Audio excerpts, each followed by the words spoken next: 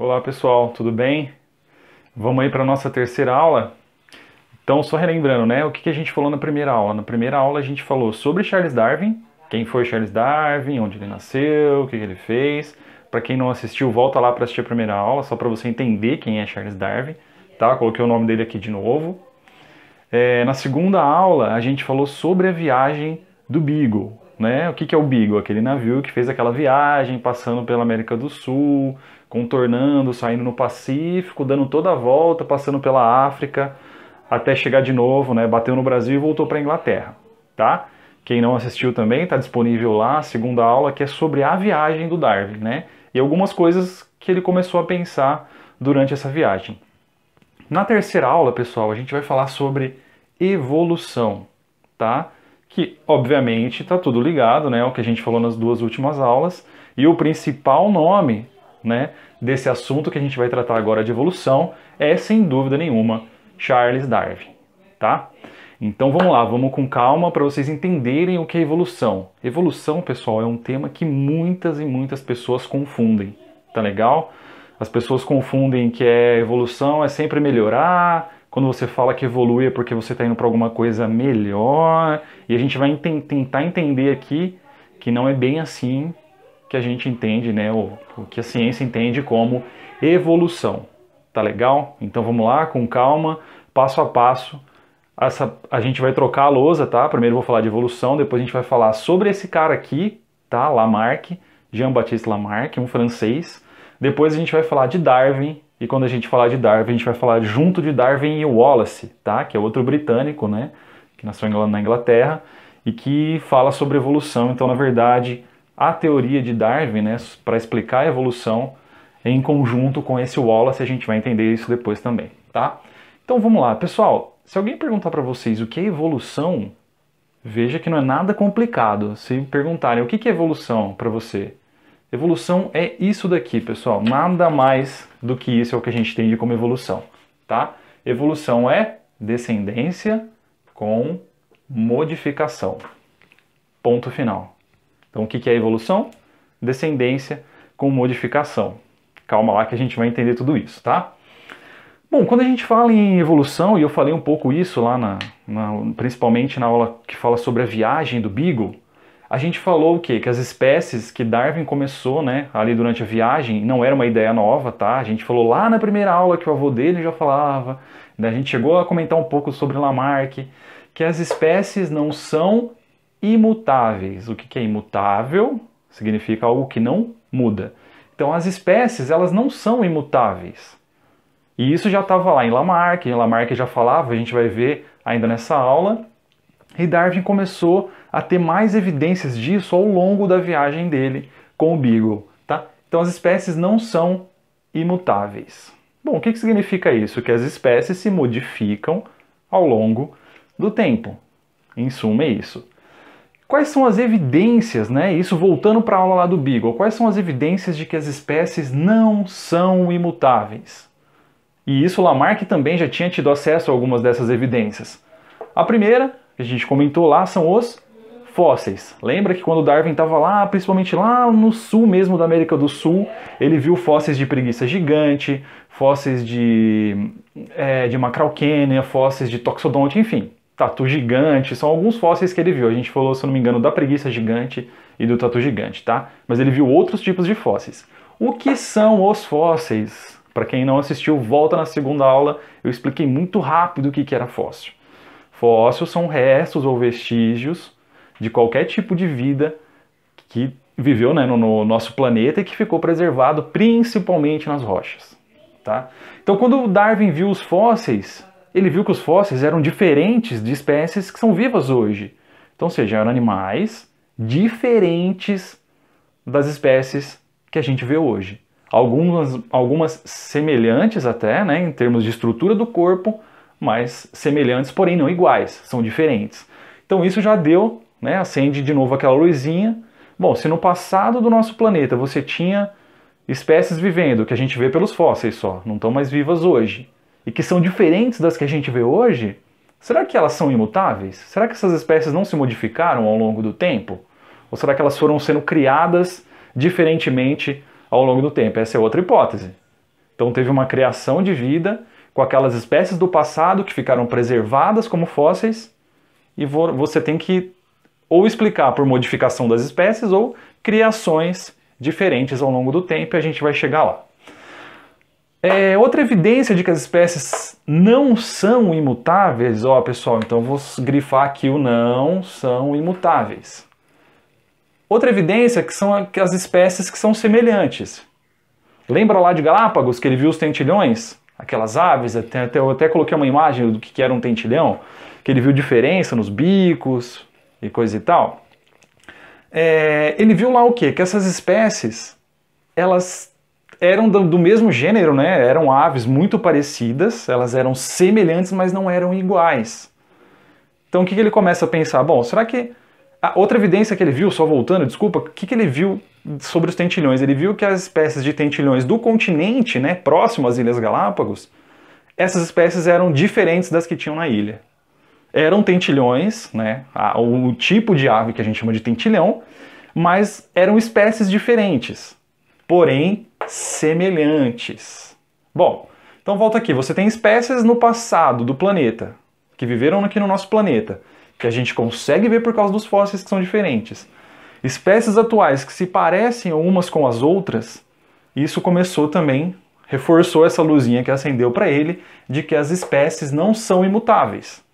Tá? Então, ou seja, parece que as espécies estão se modificando ao longo do tempo. Tá? Então essas são duas principais evidências que o Darwin, ao longo da sua viagem, foi amadurecendo, né? Essas evidências ajudou a amadurecer a ideia, e também isso está presente um pouco em Lamarck, que é o que a gente vai falar. Na hora que eu apagar essa aqui, a gente vai colocar uma lousa para falar especificamente sobre Lamarck, tá? E depois a gente volta e fala para finalizar de Darwin e Wallace, tá? Então ficou tranquilo até aqui?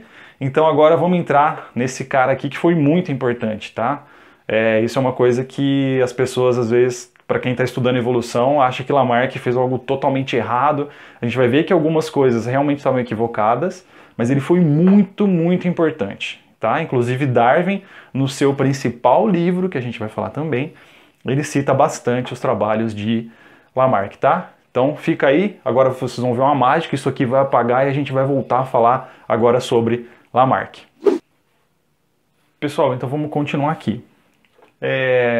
Para começar então, falando agora desses grandes pesquisadores, a gente vai falar de Jean-Baptiste Lamarck. Francês, Jean-Baptiste Lamarck é francês, nasceu em 1744, faleceu em 1829. Vamos entender então qual que é a importância de Lamarck para esse pensamento sobre evolução. Um livro importantíssimo que ele escreveu, onde estão as principais ideias que Lamarck defendia, chama Filosofia da Zoologia. Veja que interessante, esse livro saiu em 1809, é justamente o ano que nasce Charles Darwin, tá? Veja que coincidência. Quando Lamarck publica o seu livro Filosofia da Zoologia, Darwin estava nascendo. Então, só para a gente ter uma ideia da diferença de idade, existe uma diferença entre eles. Nesse livro Filosofia da Zoologia, ele defende, e eu vou explicar aqui basicamente, duas ideias. A primeira é a lei do uso e do desuso. O que é essa lei do uso e do desuso? Vamos entender aqui, eu vou dar o exemplo que é o que é mais falado, e se vocês procurarem vídeos sobre Lamarck, vocês vão ver esse mesmo exemplo. Então eu vou dar esse exemplo que eu acho ele muito legal, que é a história do pescoço da girafa. Qual que é a história do pescoço da girafa?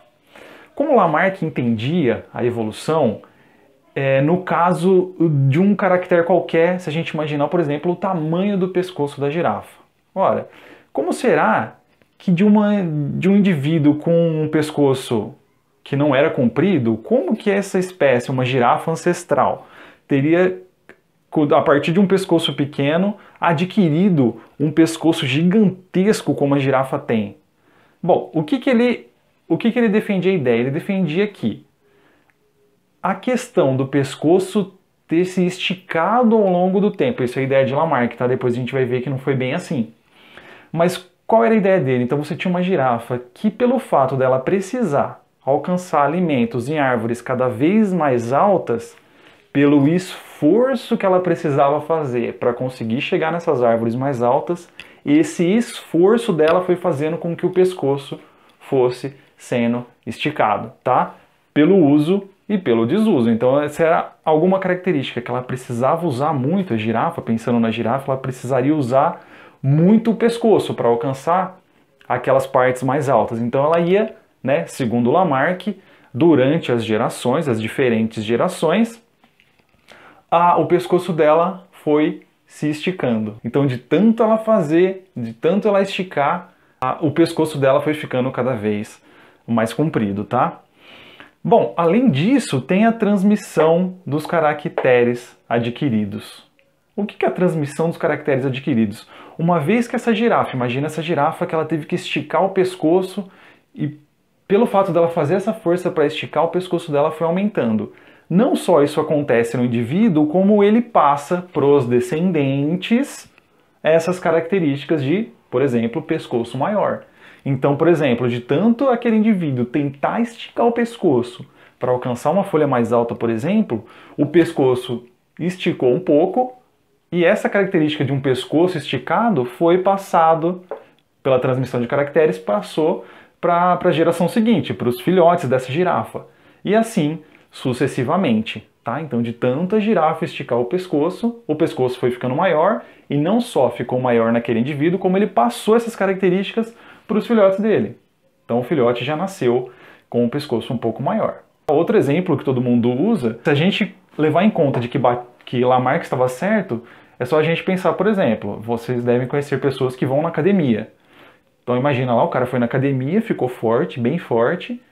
Quando ele tiver um filho, o filho dele já vai nascer musculosinho. Porque ele trabalhou tanto aquele músculo, o pai, só que ele transmitiu esses caracteres de força muscular, de capacidade, de tamanho muscular para o seu filho.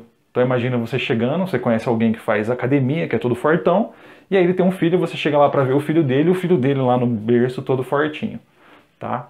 Bom, então só por esse exemplo você já começa a entender que talvez o que a gente entende como evolução hoje não é bem assim, mas essa era a ideia de Lamarck. Então volta aqui, é uma descendência com modificação?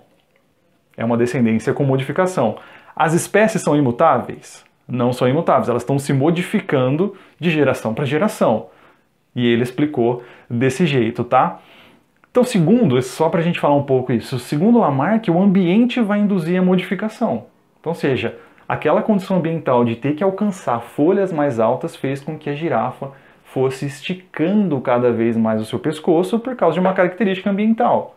Ela precisava alcançar essa árvore mais alta. Outra coisa que tem nas ideias de Lamarck é que não há extinções. Ou seja, o que a gente vê no registro fossilífero, e isso ele teve acesso aos fósseis, não é que aquelas espécies desapareceram. Segundo ele, aquelas espécies foram se modificando ao longo do tempo, chegando ao que a gente vê hoje. Não que elas foram extintas. Então, se a gente imaginar uma preguiça gigante, por exemplo, que a gente vê nos fósseis, uma preguiça gigante, por alguma característica ambiental elas foram ficando menores, subiram em árvore, e hoje a gente vai na Amazônia e vê uma preguicinha desse tamanho agarrada numa árvore. Não que ela foi extinta, aquela preguiça gigante, ela foi se modificando ao longo do tempo, ficando cada vez menor, e a gente vê, por exemplo, uma preguiça gigante, uma preguiça hoje na Amazônia que é pequenininha, não é gigante, tá? De novo, essa é a ideia, a gente está explicando a ideia do Lamarck, tá? Segundo Lamarck, por exemplo, essa poderia ser uma explicação de por que você tem as preguiçinhas pequenas hoje a partir daquelas preguiças gigantes, não que elas foram extintas, elas foram só se modificando ao longo do tempo, tá? Então, para ele, não existia extinção, era só modificação ao longo do tempo, tá? Outra coisa que Lamarck acreditava era na geração espontânea. Porque para Lamarck, como que você explicaria toda essa diversidade de vida que a gente tem hoje, né? Então você tem diferentes tipos de animais, diferentes tipos de vegetais, você tem vírus, você tem bactérias, ou seja, você tem toda uma grande quantidade de organismos no planeta Terra.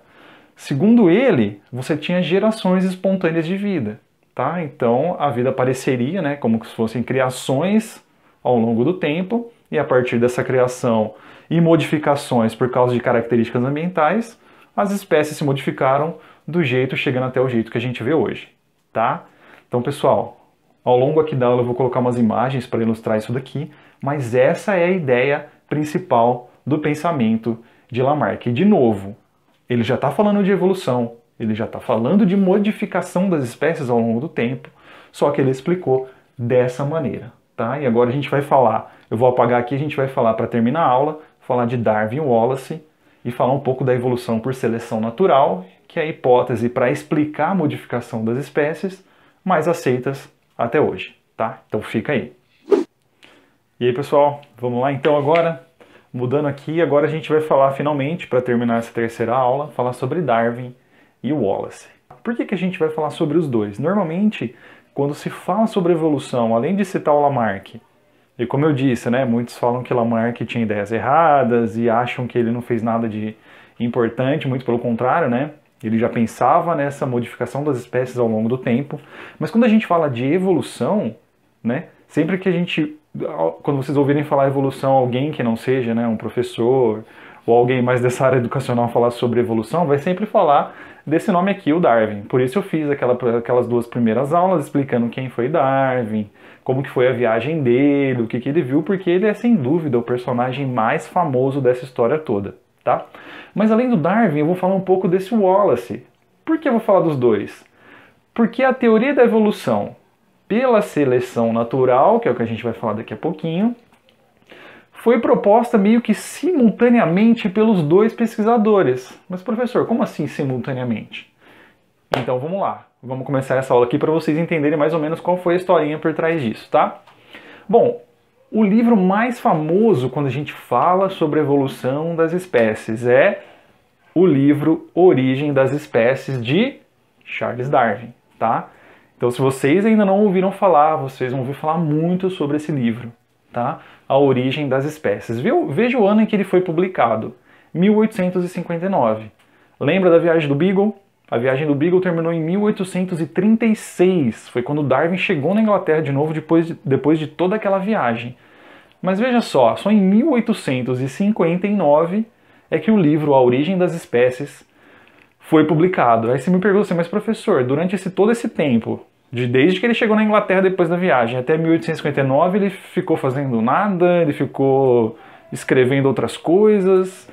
Muito pelo contrário, pessoal. Depois que ele chegou da viagem, com aquelas ideias na cabeça, que as espécies se modificavam ao longo do tempo, que as espécies fósseis são indícios desse processo evolutivo, né, de todos aqueles fósseis que a gente comentou e tal. De lá, desde que ele chegou até ele publicar A Origem das Espécies, ele trabalhou com várias coisas, inclusive com seleção artificial de pombos. Tá? Isso foi muito importante para ele. São os capítulos iniciais desse livro.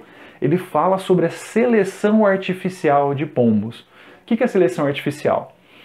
Bom, existe até hoje, naquela época na Inglaterra, era muito comum as pessoas criarem pombos.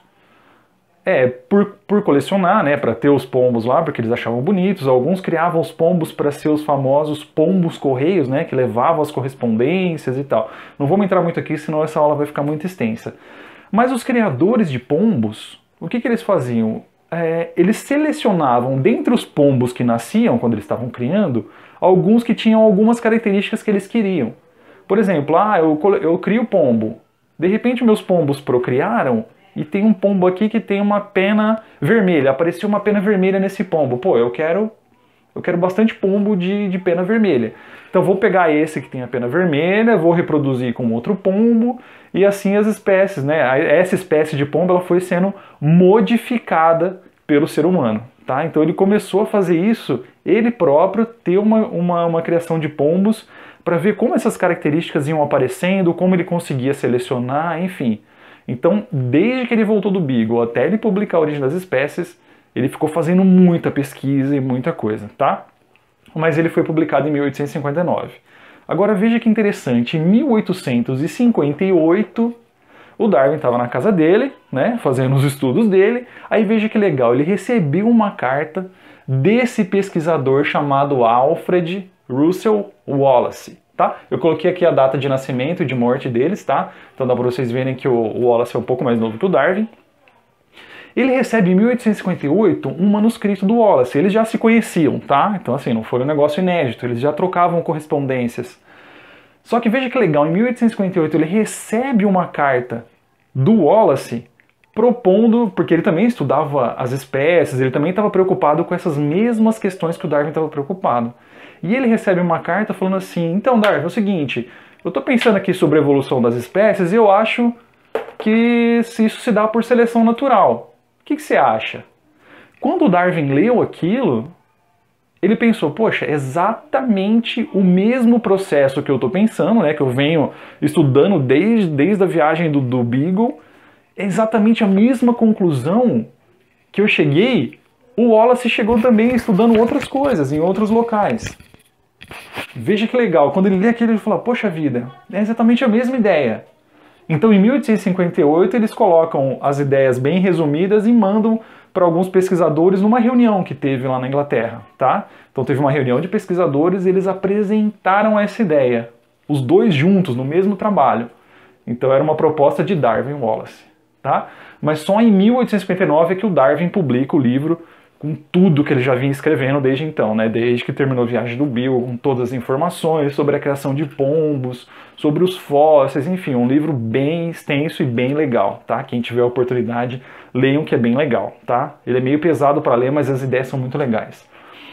Bom, como que é essa tal de evolução por seleção natural? Isso aí tem que ficar na cabeça de vocês, para vocês entenderem o que é evolução de uma vez por todas, tá?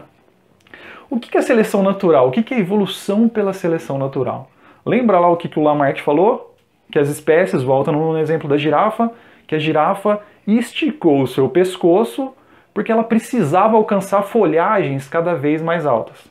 Então eu preciso pegar aquela folha, eu sou uma girafa, eu vou esticar um pouquinho meu pescoço. Eu vou esticar mais, eu vou esticar mais. Então, quer dizer, o alongamento do pescoço tem a ver o quê? Com a necessidade que a girafa tinha de conseguir alcançar essas folhas. Tudo bem? Então isso foi esticando pela necessidade.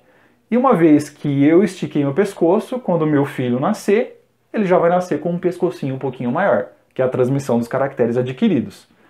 Tudo bem? Essa não é a ideia da seleção natural. O que o Darwin, e implicitamente o Wallace, propõe é o quê? Você tem uma variabilidade dentro dos indivíduos na população. O que é essa variabilidade dentro da população? Então você imagina as girafas. Não é que uma girafa se esforçou para pegar uma folha mais alta. É que dentro da população de girafas, você tinha espécies com o pescoço curto e alguns filhotes, algumas linhagens nasceram com o pescoço levemente maior, né? Um pouco maior do que outras. Ora, esses indivíduos que ao acaso tinham essa característica do pescoço um pouco maior do que os outros, eles levavam uma vantagem adaptativa naquele ambiente onde eles estavam. Por isso que eu coloquei aqui variabilidade, ambiente, adaptação e sobrevivência. Essas são as palavras-chave da seleção natural. Então você tem uma população de girafas, você tem alguns indivíduos com o pescoço curto e alguns ao acaso, né? Porque você tem essa variabilidade dentro dessa população de girafas, tinha um pescocinho um pouco maior. Ora, se você tem um ambiente onde as folhas estão mais altas, quem vocês acham que tem mais chance de sobreviver? A que tem o pescoço curto ou aquela que nasceu com o pescocinho um pouco maior? É claro, aquela que tiver o pescoço um pouco maior, ela vai conseguir se alimentar melhor, porque ela vai conseguir alcançar aquelas folhas que estão no alto. Tudo bem? Então elas vão chegar lá e vão conseguir se alimentar. O que acontece com aquelas que têm o pescoço mais curto? A tendência é que elas não se reproduzam, elas não vão conseguir se alimentar adequadamente, elas não vão conseguir produzir os seus filhotes de uma maneira adequada. Então a tendência, nesse ambiente onde você tem as folhas mais altas, nesse tipo específico de ambiente, quem que vai se dar bem? É aquela que nasceu com um pescocinho um pouco maior. Ela teve que esticar o pescoço? Não. Ela já nasceu com essa característica, ao acaso. Tá? Então ela já nasceu com essa característica para conseguir alcançar aquelas folhas. Bom, então nesse tipo de ambiente, onde você tem essa característica das folhas mais altas, aquela que nasceu com o pescoço um pouco maior, ela vai conseguir se alimentar melhor, ter mais filhos e vai conseguir sobreviver. E aquelas de pescoço curto, com o tempo elas vão ser extintas, tá? Se continuar essa característica das folhas mais altas, tá? Então essas que têm o pescoço curto vão ser extintas. Pessoal, essa é a ideia básica da seleção natural. Então você tem uma variabilidade ao acaso dentro da população, que dependendo de características do ambiente vão favorecer um tipo ou outro dessa variabilidade toda. Esses que têm uma característica que dá uma vantagem adaptativa naquele ambiente específico vai conseguir sobreviver e passar essa informação para as próximas gerações, para a sua descendência. Então isso é a tal da descendência com modificação. Tá legal? Então esse é o processo de evolução por seleção natural. Só para a gente fechar aqui, extinções. Então Darwin, tanto Darwin quanto Wallace, para eles era claro que você tinha questões de espécies que foram extintas, então eram espécies que desapareceram, diferente do Lamarck, lembra lá que para ele não teve extinção, as espécies foram só se modificando, a preguiça grande foi diminuindo, diminuindo, e hoje a gente vê ela pequenininha e o fóssil grande, tá? No caso de Darwin e Wallace, já ficou claro, né, nos escritos deles, principalmente na Origem das Espécies, que essas espécies de preguiças gigantes, elas eram espécies diferentes das que a gente tem hoje, que são as pequenas, e elas foram extintas, tá? Então o papel da extinção está muito claro nesse tipo de pensamento sobre evolução. Tá legal?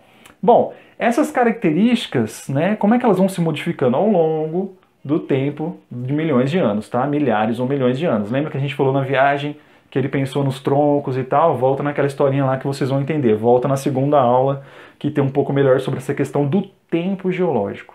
Ou seja, então você precisa de muito tempo para que algumas características desses indivíduos sejam selecionadas, tá? Isso sempre dependendo do que o ambiente, de qual característica é mais adaptada a algum tipo de ambiente. Para a gente fechar, isso aqui eu vou dar um exemplo.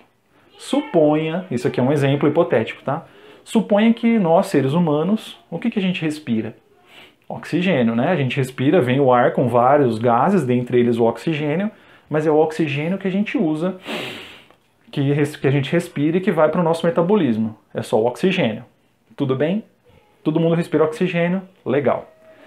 Vamos imaginar que dentro da população humana, vamos supor que dentro do Colégio Valdemar, alguns indivíduos nasceram com uma característica diferente, que dentro do metabolismo desses alunos, de alguns alunos, eles conseguem, ao invés de usar só o oxigênio, eles conseguem usar o gás carbônico para produzir a energia, para fazer tudo aquilo que a gente faz com o oxigênio.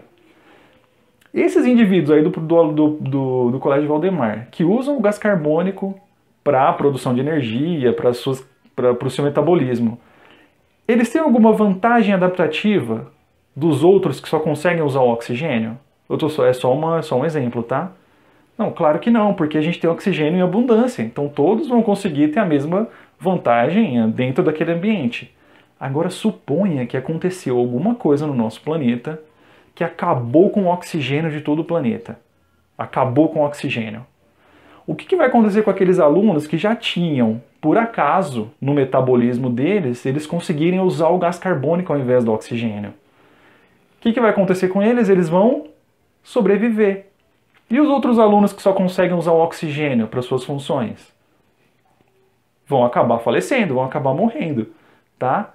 Então, a característica de você usar o gás carbônico, nesse exemplo que eu estou dando, já existia na população. Dentro do Colégio Valdemar, você já tinha alguns alunos que no metabolismo deles conseguiam usar o gás carbônico. Só que num ambiente onde tem um monte de oxigênio, isso faz diferença? Não, né? Todos ali vão conseguir ter seus filhos e filhas daqui a alguns anos. Não é isso? Mas e se o oxigênio acabar? Aconteceu alguma coisa no nosso planeta, acabou o oxigênio. Aqueles que tinham, por acaso, essa característica de usar o gás carbônico vão conseguir sobreviver, vão conseguir ter filhos, os filhos também vão conseguir usar o gás carbônico, então você selecionou aquela característica, tá? Então esse é um exemplo de seleção natural. Fechou a seleção natural? Deu para entender? Eu não sei se foi muito complexo, se tiver alguma dúvida, fala pra gente. Então, seleção natural, você tem uma variabilidade que é o acaso, dentro das populações. Dependendo da condição ambiental, uma característica vai ser mais adaptativa do que outra, né? Vai dar uma vantagem para aquele indivíduo que tem aquela característica. Ele vai se adaptar melhor àquele ambiente e, consequentemente, sobreviver mais, ter mais filhotes e assim a evolução caminha.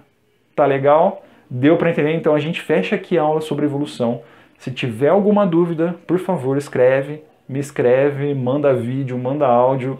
Qualquer dúvida sobre isso daqui, eu posso passar outros vídeos de outros canais, tá? Que pode ajudar vocês a entender. Tá legal? Então, grande abraço. Espero que tenha sido de algum proveito para vocês essas 3 aulas sobre evolução, sobre Darwin, sobre essa questão toda. Tá bom?